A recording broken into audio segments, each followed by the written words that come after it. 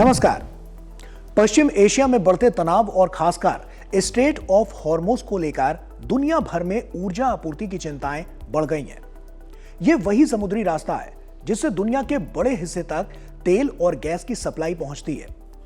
अगर यहां किसी तरह की रुकावट आती है तो कई देशों में गैस और ईंधन की कमी हो सकती है।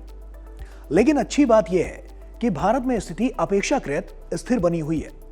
इसकी वजह यह है कि भारत ने अपनी ऊर्जा व्यवस्था को इस तरह से विकसित किया है कि गैस अलग अलग स्रोतों से आती है और कई तरह के नेटवर्क के जरिए घर घर तक पहुंचती है। आज हमारी रोजमर्रा की जिंदगी में इस्तेमाल होने वाली कई गैसें जैसे एलपीजी, सीएनजी और पीएनजी अलग अलग वैज्ञानिक प्रक्रियाओं से बनती है और लंबी यात्रा तय करके हमारे घरों और वाहनों तक पहुंचती है। तो साइंस स्पार्क के सेगमेंट में विस्तार से समझेंगे कि आखिर गैस धरती के अंदर कैसे बनती है, फिर उसे कैसे निकाला जाता है, कैसे प्रोसेस किया जाता है और आखिर में कैसे वो सिलेंडर, पाइपलाइन या वाहनों के ईंधन के रूप में हमारे जीवन का हिस्सा बन जाती है।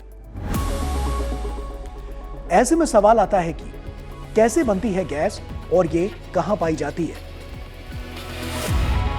दरअसल जिस गैस का इस्तेमाल आज हम रसोई, वाहनों और उद्योगों में करते हैं, उसकी शुरुआत धरती के बहुत पुराने प्राकृतिक चक्र से होती है। वैज्ञानिकों के अनुसार करोड़ों साल पहले पृथ्वी पर बड़े बड़े जंगल, दलदली इलाके और समुद्र हुआ करते थे। इन जगहों पर असंख्य पेड़ पौधे, समुद्री जीव और सूक्ष्म जीव रहते थे। जब ये जीव और पौधे समय के साथ नष्ट हो जाते थे तो उनके अवशेष मिट्टी और पानी के नीचे दबते चले जाते थे। हजारों लाखों साल तक इन पर लगातार नई मिट्टी और चट्टानों की परतें जमती रही। धीरे धीरे जमीन के नीचे दबाव और तापमान इतना बढ़ गया कि ये जैविक अवशेष रासायनिक बदलाव से गुजरने लगे और उनसे ऊर्जा युक्त पदार्थ बनने लगे। और इसी प्रक्रिया में कुछ जगह कोयला, कुछ जगह पर कच्चा तेल और कई जगह पर प्राकृतिक गैस बन गई। वैज्ञानिक बताते हैं कि जमीन के नीचे करीब 2 से 5 किलोमीटर की गहराई पर यह गैस चट्टानों के छोटे छोटे छिद्रों में जमा हो जाती है। जब भूवैज्ञानिक सर्वेक्षण के जरिए इन भंडारों का पता चलता है तो वहां ड्रिलिंग करके गैस को निकाला जाता है। आज पूरी दुनिया में ऊर्जा के रूप में गैस का उपयोग बहुत तेजी से बढ़ रहा है और हर साल लगभग 4 ट्रिलियन घन मीटर से ज्यादा प्राकृतिक गैस धरती से निकाली जाती है। वैज्ञानिकों के मुताबिक दुनिया में प्राकृतिक गैस के बड़े भंडार रूस, ईरान, कतर और अमेरिका जैसे देशों में पाए जाते हैं। भारत में भी oil and natural gas corporation और अन्य कंपनियां समुद्र और जमीन के नीचे से गैस निकालती है जो हमारे घरों तक पहुंचाई जाती है। गैस जमीन से निकलने के बाद सिलेंडर या पाइप तक कैसे पहुंचती है। जब वैज्ञानिक और इंजीनियर जमीन के नीचे गैस का भंडार खोज लेते हैं तो वहां ड्रिलिंग यानी कि गहरी खुदाई की जाती है। कई जगह यह खुदाई 2 से 4 या 5 किलोमीटर तक गहराई में की जाती है। इसके बाद गैस को पाइपलाइन के जरिए गैस प्रोसेसिंग प्लांट तक भेजा जाता है। यहां इसे साफ किया जाता है और अलग अलग प्रकार की गैसों में विभाजित किया जाता है। उदाहरण के तौर पर प्राकृतिक गैस को ठंडा और दबाव में बदलकर सीएनजी यानी कि कंप्रेस्ड नेचुरल गैस बनाई जाती है, जिसका इस्तेमाल बसों, कारों और ऑटो में होता है। इसी तरह कुछ गैसों को तरल रूप में बदलकर यानी कि एलपीजी यानी कि लिक्विफाइड पेट्रोलियम गैस बनाई जाती है।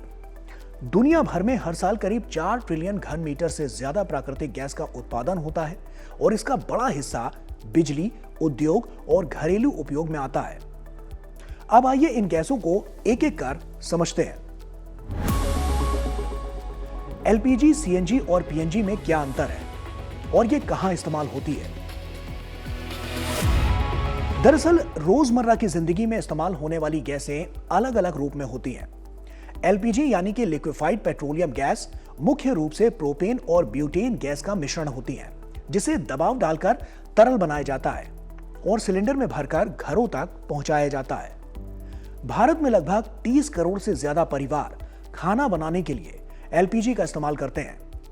दूसरी ओर सीएनजी यानी कंप्रेस्ड नेचुरल गैस प्राकृतिक गैस को बहुत अधिक दबाव में भरकर बनाई जाती है और इसका इस्तेमाल वाहनों में ईंधन के रूप में किया जाता है। इससे पेट्रोल और डीजल की तुलना में कम प्रदूषण होता है। वहीं पीएनजी यानी कि पाइप्ड नेचुरल गैस पाइपलाइन के जरिए सीधे घरों और उद्योगों तक पहुंचती है, जिससे सिलेंडर की जरूरत नहीं पड़ती। भारत के कई शहरों में अब लाखों घर पीएनजी नेटवर्क से जुड़े हुए हैं। दुनिया भर से गैस भारत कैसे पहुंचती है? आइए इस सवाल का जवाब आसान शब्दों में समझते हैं। दरअसल भारत अपनी जरूरत की पूरी गैस सिर्फ देश के अंदर से ही नहीं निकालता, बल्कि दुनिया के कई देशों से भी इसे मंगाता है। इसका सबसे बड़ा तरीका है एलएनजी यानी लिक्विफाइड नेचुरल गैस। इसमें प्राकृतिक गैस को बहुत ठंडा करके लगभग -162 डिग्री सेल्सियस पर तरल यानी कि लिक्विड बना दिया जाता है, जिससे उसका आकार करीब 600 गुना छोटा हो जाता है और फिर वो कम जगह भी लेता है। फिर उसे बड़े जहाजों में भरकर आसानी से एक देश से दूसरे देश तक भेजा जा सकता है। भारत हर साल लगभग 50 से 60 बिलियन क्यूबिक मीटर गैस इस्तेमाल करता है और इसका एक बड़ा हिस्सा कतर, ऑस्ट्रेलिया और अमेरिका जैसे देशों से एलएनजी जहाजों के जरिए आता है। इनमें से कई जहाज फारस की खाड़ी से निकलकर एक बेहद महत्वपूर्ण समुद्री रास्ते स्ट्रेट ऑफ हॉर्मुज से होकर गुजरते हैं। स्ट्रेट ऑफ हॉर्मुज वही है जहां इस वक्त ईरान, इजराइल और अमेरिका युद्ध की वजह से सबसे ज्यादा तनाव है और इस रास्ते को सील करने की वजह से तमाम देशों के जहाज यहां से आगे नहीं जा पा रहे हैं। लेकिन भारत के साथ अच्छे रिश्तों को लेकर भारत के जहाजों को इस रास्ते से जाने की अनुमति दी गई है। स्ट्रेट ऑफ हॉर्मुज को लेकर आप ये जान लीजिए कि यह दुनिया का सबसे व्यस्त ऊर्जा मार्ग माना जाता है, जहां से रोज दुनिया के करीब 20% तेल और बड़ी मात्रा में गैस के जहाज गुजरते हैं। ये जहाज जब इस रास्ते से पास होते हैं तो ये एलएनजी जहाज भारत के बड़े गैस टर्मिनलों जैसे दहेज, हजीरा या कोची तक पहुंचते हैं, जहां गैस को फिर से गर्म करके दोबारा गैस के रूप में बदला जाता है और इसके बाद टैंकरों, पाइपलाइनों के विशाल नेटवर्क के जरिए यह गैस बिजली घरों, उद्योगों, सीएनजी स्टेशनों और घरों तक पहुंचाई जाती है। भारत में गैस घर घर तक कैसे पहुंचती है? भारत की बात करें तो भारत में गैस को घर घर तक पहुंचाने के पीछे एक बहुत बड़ा वैज्ञानिक और तकनीकी नेटवर्क काम करता है। सबसे पहले गैस या तो देश के गैस क्षेत्रों से निकाली जाती है या फिर विदेशों से एलएनजी जहाजों के जरिए भारत के टर्मिनलों तक आती है। इसके बाद इस गैस को बड़े गैस नेटवर्क के जरिए अलग अलग राज्यों या शहरों तक भेजा जाता है। इस पूरी व्यवस्था में कई बड़ी कंपनियां अहम भूमिका निभाती हैं। उदाहरण के लिए गेल देश की मुख्य गैस पाइपलाइन कंपनी है, जो लगभग 16 से 17,000 किलोमीटर लंबी गैस पाइपलाइनों के नेटवर्क के जरिए गैस को एक राज्य से दूसरे राज्य तक पहुंचाती है। वहीं Indian oil corporation, Bharat petroleum और हिंदुस्तान पेट्रोलियम जैसी कंपनियां एलपीजी गैस को बॉटलिंग प्लांट में सिलेंडर में भरकर ट्रकों के जरिए लाखों गैस एजेंसियों तक भेजती हैं, जहां से ये सीधे लोगों के घरों तक पहुंचती है। आज भारत में करोड़ों परिवार एलपीजी सिलेंडर का उपयोग करते हैं। इसके अलावा शहरों में पाइपलाइन के जरिए गैस पहुंचाने का काम सिटी गैस कंपनियां करती हैं, जिनमें इंद्रप्रस्थ गैस लिमिटेड और अडानी टोटल गैस जैसी कंपनियां भी शामिल हैं। ये कंपनियां शहरों के अंदर छोटी पाइपलाइनों का जाल बिछाकर पीएनजी यानी पाइप्ड नेचुरल गैस सीधे घरों की रसोई तक पहुंचाती हैं। तो कुल मिलाकर देखें तो गैस सिर्फ एक ईंधन नहीं, बल्कि विज्ञान, भूगर्भ और आधुनिक तकनीक का अद्भुत मेल है।